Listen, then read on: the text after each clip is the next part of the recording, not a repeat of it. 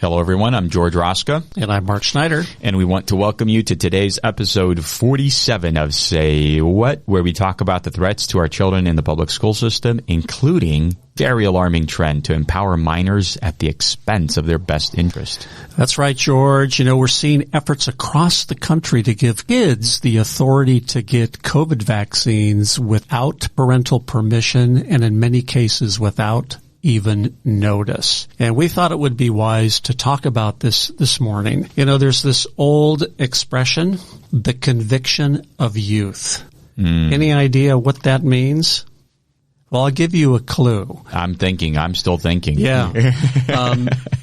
How frequently it is when young people in particular, they're excited, they're exploring life, they're experiencing, particularly, you know, when they get into their teenage years, they're just full of energy and enthusiasm. I mean, this is one of the greatest times of life. But also, George, this period of life is often characterized by a firm conviction on the part of young people that we have new ideas. We are going to be in leadership. We have the requisite wisdom and knowledge and background already to make key life decisions. And very often, George, that's not the case at all. I mean, we know from science that the front lobe of the brain, the cerebellum, is not actually fully developed until you're well into adulthood, until you're about 25 years old. So the idea of giving what are still children, I mean, these are minors, these are kids under 18 years old, the ability to make these potentially life-altering decisions, to accept medical vaccination, which is it's a substance that you're putting into your body. Yep. You can't undo it once it's done. And as we know, there is solid evidence that these vaccines have repercussions for certain people. We've heard this time and again. Well, according to the Denver Post, this is an article that was published recently in World Net Daily. Public schools in Littleton, Colorado no longer will offer COVID-19 vaccinations after a video purportedly showed students signing up for jabs without parental consent or being asked for identification. How could that happen, you ask? Unfortunately, this isn't the first time, according to the article, that schools have been accused of vaccinating kids without parental permission. One school in Los Angeles, the article reports, reportedly bribed students as young as 13 with pizza to get vaccinated. Say what? It's astonishing. So, these efforts have been going on for a while in different parts of the country. But here in California, something particularly alarming now is taking place. There has been a law that's proposed by Senator Scott Wiener. It's entitled Senate Bill 866. And this proposed California bill would allow kids 12 and over to be vaccinated without parental consent. And parents, I want you guys to understand one thing, is that this kind of a law is not new.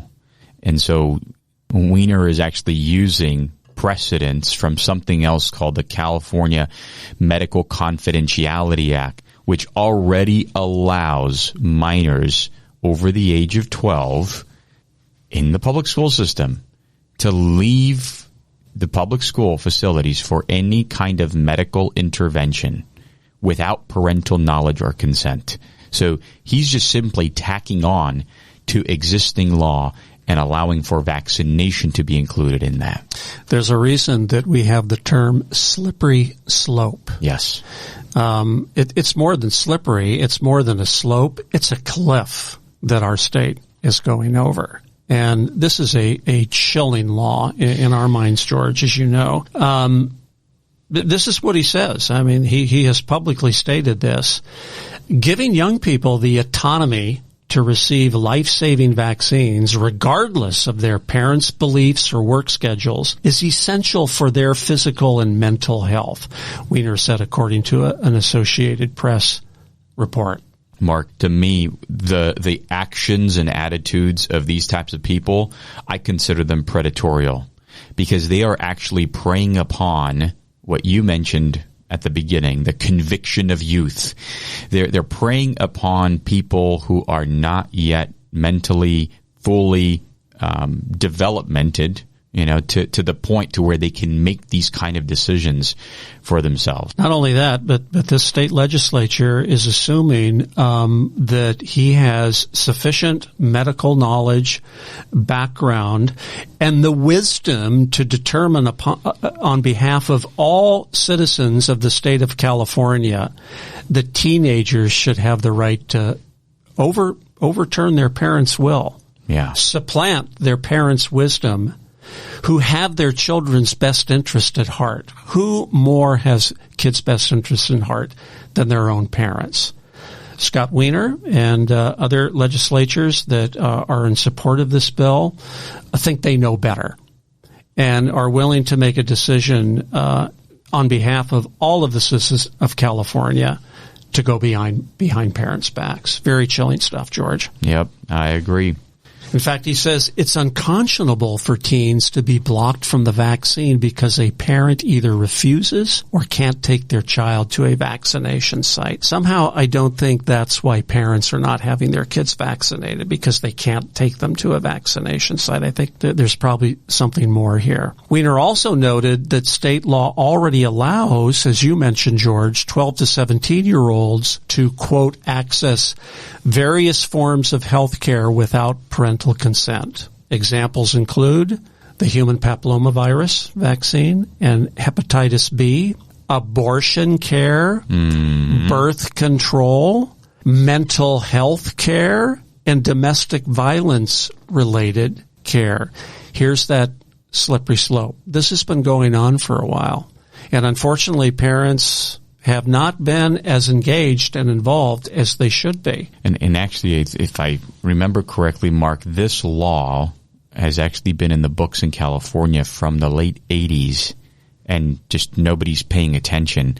And when we talk about mental health care being allowed, that's just a euphemism, because under that umbrella, you can bring in the whole transgenderism stuff, because that's mental health care. Which is happening. They need hormones, they need sex therapy, they need even sex change surgeries are going to be qualified under this umbrella term. That's right. So this is just the latest effort, but I think an extremely dangerous one, to take away the role of parents in their children's lives. Yeah. George, you and I are very well aware of this famous case that came out of Palmdale in the Ninth Circuit, Fields versus Palmdale School District, where, parents were concerned about certain curriculum items that were being taught to their children. And the court said, parents, you lose your rights to control the upbringing of your children at the threshold of the school door. Say what? Parents have to be aware of this. It's a very dangerous thing to drop your children off at a school door today. That wasn't true 50 years ago, but times have changed dramatically. The ideology, the indoctrination, the worldview of what's being promoted now in the public schools, in very many respects, is antithetical to the beliefs and interests of parents that they have for their children. Yeah. And this is just the latest step in that, in that thrust. SB 866 builds on this existing law to expand vaccine access, Wiener added. SB 866 allows 12 to 17-year-olds to consent not only to the COVID vaccine, George, to any vaccine approved or granted emergency use authorization by the FDA and recommended by the CDC. Oh, my goodness. So now it's not just COVID, but they've slipped in the word any. And this is the cliff you keep on mentioning, Mark. That's right. Even for my own family, George, my children are adults now, but both my children had medical conditions where getting too many vaccinations at one time or getting certain kinds of vaccinations were putting them at medical peril. Mm-hmm. And we didn't discover that immediately, but because we were conscientious parents, we took the time to investigate these medical contingencies and respond to them responsibly. That's a parent's job, to allow a teenager, a 12-year-old, according to Scott Wiener, to make these kinds of life-altering decisions without a parent's knowledge. In my mind, George, is criminal. Oh, yeah. Yeah. Criminal, predatorial. This is like crimes against humanity 2.0. It really is. Wiener argued that teenagers should not have to, quote, scheme with parents to get a vaccine. Teens shouldn't have to plot, scheme, or fight with their parents to get a vaccine. They should simply be able to walk in and get vaccinated like anybody else. Well, unfortunately for us in California, it's not just Senator Wiener who's pushing all of this stuff. It's our beloved Governor Newsom. That's right. Governor Newsom announced on October 1st that California would be the first to require eligible students in private and public schools to be vaccinated against COVID-19 to be able to go to school in person. Now, the mandate would go into effect once the vaccines have been approved fully, not merely granted emergency use authorization. According to KFI News in Los Angeles, the governor is directing the California Department of Public Health to add the COVID vaccine to other vaccinations required for in-person learning. Now, this is very interesting, George. Most of the vaccines that we have out today were put together very rapidly. In fact, we have a term for it, warp speed. Mm-hmm. And for those who are particularly at risk, this was a very positive thing for older Americans, or if you had comorbidities, and they made the decisions themselves to take this vaccine that was produced based on new medical technology, messenger RNA. It could have been a prudent decision. But all of a sudden now, George, to require this as a matter of law to participate in public school is a say what moment, if ever there was one. Yeah. And Mark, I was just reading this week that Senator Min Pan from Southern California, he's from the Irvine area, he's actually taking what Governor Newsom is kind of putting in by edict and turning that into a proposed bill. That way the California legislature can vote on it and it could be enshrined in law, not just by an executive order. Right.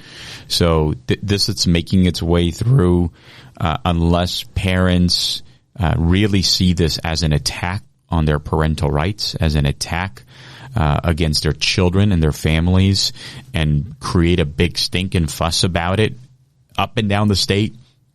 They are going to pass this because they have a supermajority in both the Assembly and the Senate. So parents, if there ever was a time to speak out, it is now.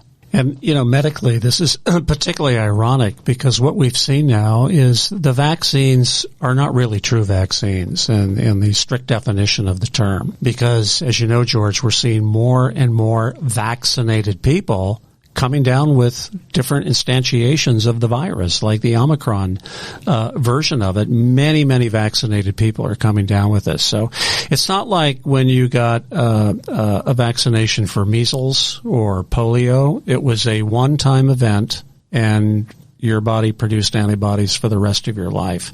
This is a different animal, and now people are being required to get booster shots, and how frequently are they going to come? And to make this a legal mandate for all Californians, let alone children, without their parents' knowledge is, to me, at the height of irresponsibility. Well, every one of these crazy edicts has done actually the opposite, and it has produced either a movement to leave the public school system, or to leave the state entirely.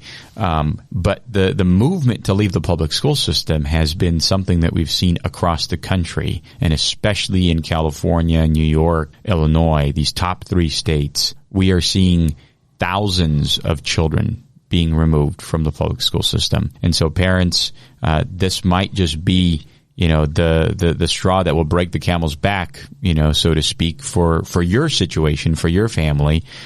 So please, be prepared. Start looking into what private schools are around you, what homeschooling co-ops are around you.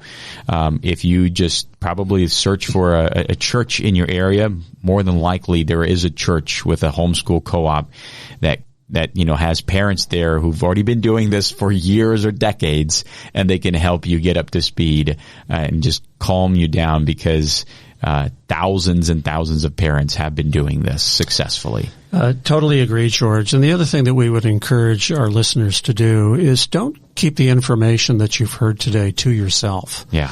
You need to spread the word. You need to tell your friends and neighbors and work colleagues about what's going on in our government, and how these legislative plans by certain progressive senators are really harming our children. Who don't have the intellectual cognizance, the brain development to be able to make these life-altering decisions. And then once you tell other people, you need to get involved politically. You have to vote your conscience and vote responsibly. Otherwise, George, these kinds of laws are going to continue to be passed. Yeah, and do that from your local school board, local city council, all the way up. Right. You need to get informed. So, Mark, we're going to take a long commercial break here. And by that, I don't mean an actual commercial break, because we're going to be doing this commercial. But this is very important, right? It really is. And we've talked about this before, George, but we have an opportunity, a potential opportunity coming up if we get if we get enough signatures, yes, to get this issue on the ballot. But as many know, kids in the public schools are under relentless spiritual and ideological assault. In fact, hardly a day goes by without fresh evidence of kids being indoctrinated into a worldview that's antithetical with the one that America was founded on. In fact, so serious, George, is this assault, we at POK, as you know, urge parents to remove, if they can, their children from the public schools completely, either for a private school or homeschool environment. But the truth is, for most parents, neither is a viable option. That may be changing, however. Parents now have an opportunity to expand their options through a ballot initiative known as the Educational Freedom Act. You can read about it at CaliforniaSchoolChoice.org. Let me give that out again. CaliforniaSchoolChoice.org. Now, this would provide parents of school-age children with what's called an ESA, or educational savings account. It would be, to start with, around $14,000 a year. Ooh. And that, it's a lot of money. And that can be used at an eligible religious or private school. Parents who choose to homeschool would also be entitled to this educational savings account, where accrued funds would be made available for future use at an eligible private school. So, for example, let's say you decide to homeschool, maybe kindergarten through up to middle school. But now you have the funds because you've been saving them up in your educational savings account, where you want to put your child in a private religious middle school or high school. Mm-hmm. You'll have the money to do that. Wow. Or if you're one of these parents who wants to homeschool, like our family did, K through 12, all of this money will go into an educational savings account that can then be used for a college education. Wow. This is a lot of money, George. I mean, after 13 years, you're looking at about $180,000 if it stayed at $14,000 a year. Wow. This is mind-blowing concept.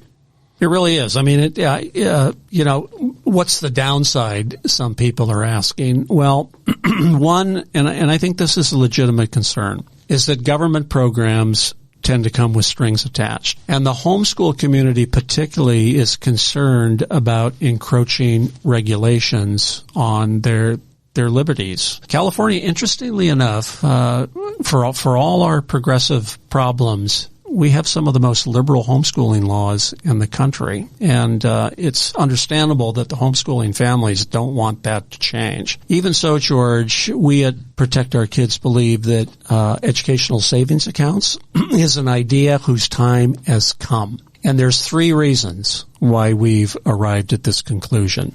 First, public education, as we all know, is a government monopoly. Yep. Which is the worst kind there is. Besides indoctrinating our children, the public schools are inefficient, bloated, and totally dedicated to maintaining their ironclad influence at the expense of our kids' well-being. Number 2, the vast majority of our children are consigned to this monopoly. While homeschooled families and the financially blessed have found a way out, over 90% of our state's children, all 6 million of them, are simply stuck in the public schools. They have no way out. And George, we must not abandon these children. Yep, I agree. And finally, with regards to the fear of government regulation of homeschools, as the father of 2 now grown homeschool children, I really understand and sympathize with this concern. But this fight is coming whether ESAs happen or not. Bullseye. In fact, it goes far deeper than homeschools and involves our most cherished and fundamental liberties. But the time to have that fight is now, while we're enjoying the most conservatively minded courts, appellate courts, that we have seen in decades, including, George, the Supreme Court, where conservatives have a 6-3 majority. So, for all of these reasons, we urge parents to learn more about the Educational Freedom Act and to get involved. Now, they're going to need 1 million signatures to get this thing on the ballot.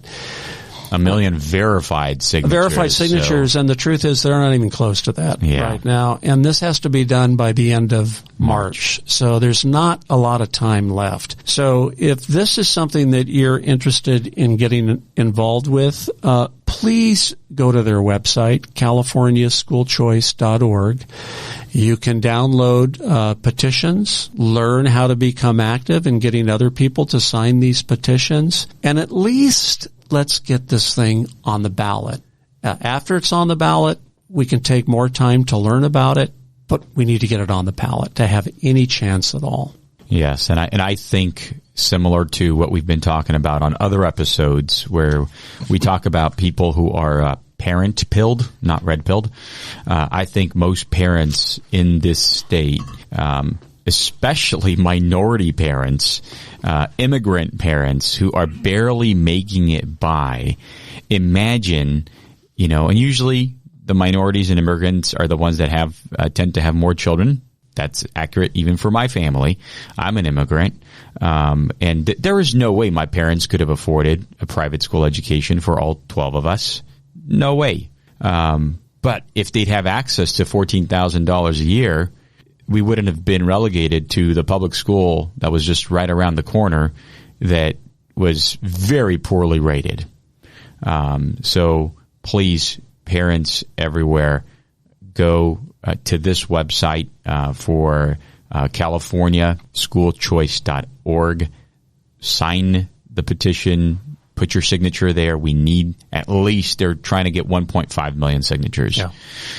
So this would be a game changer in our fight against this monopoly. We also encourage you to please go to our website, protectourkidsnow.org, and consider becoming a subscriber where you're guaranteed to receive information twice a month on the issues that we talk about here and more.